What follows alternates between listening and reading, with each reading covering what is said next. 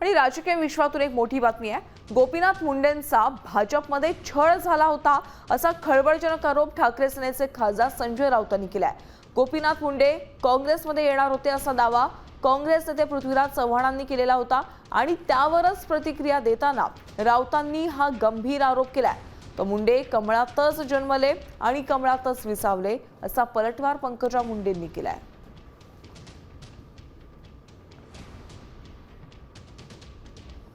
तर ती मला माहित नाही काहीतरी केली पण एक गोष्ट आता तुम्ही प्रश्न विचारला सांगतो। त्यांच्या पिताजींना आम्ही काँग्रेसमध्ये घ्यायचा प्रयत्न केला। मी मुख्यमंत्री असतो आमचं सगळं ठरलं। सोनिया गांधींची परवानगी घेतली, त्यांनी माझ्याकडे मत मागितलं की मला राजीनामा द्यावा लागेल मला खासदारकीचा, मला मंत्री करा कारण मला निवडणूक लढावी लागेल।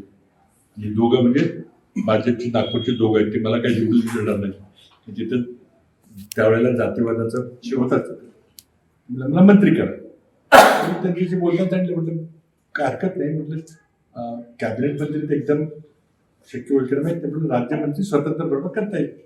गोपीनाथराव मुंडे यांचा भारतीय जनता पक्षामध्ये छळ झाला होता, छळ केला होता त्या लोकांनी। मानसिकदृष्ट्या त्यांच्यावरती आघात केले जात होते, त्यांचा अपमान केला जात होता गोपीनाथरावांचा। आम्हाला माहिती आहे, आम्ही दिल्लीमध्ये होतो तेव्हा ते पवार साहेबांना भेटले, ते काँग्रेसच्या नेत्यांना भेटले, पण मनमोहन सिंग हे एक सज्जन गृहस्थ होते, त्यांना अशा प्रकारच्या पक्षांतराला त्यांनी विरोध केला होता। त्याच्यामुळे त्यांना सल्ला देण्यात आला की तुम्ही आहात तिथेच थांबा। कदाचित जर ते काँग्रेसमध्ये आले असते तर त्यांचे प्राण वाचले असते। त्या व्यक्तीचं प्रायव्हेट गोष्ट बोलणं सगळ्यांसमोर हे मला वाटतं उचित नाही।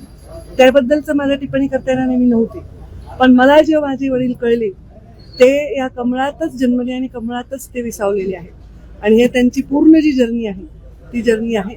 आता राजकारणामध्ये आजच्या परिस्थितीमध्ये अजूनही त्यांचं नाव लोक घेतात, कोणत्याही अर्थाने। मी नाही म्हणत की पृथ्वीराज बाबांनी अनादराने घेतलंय, आदरानेच घेतलं असेल,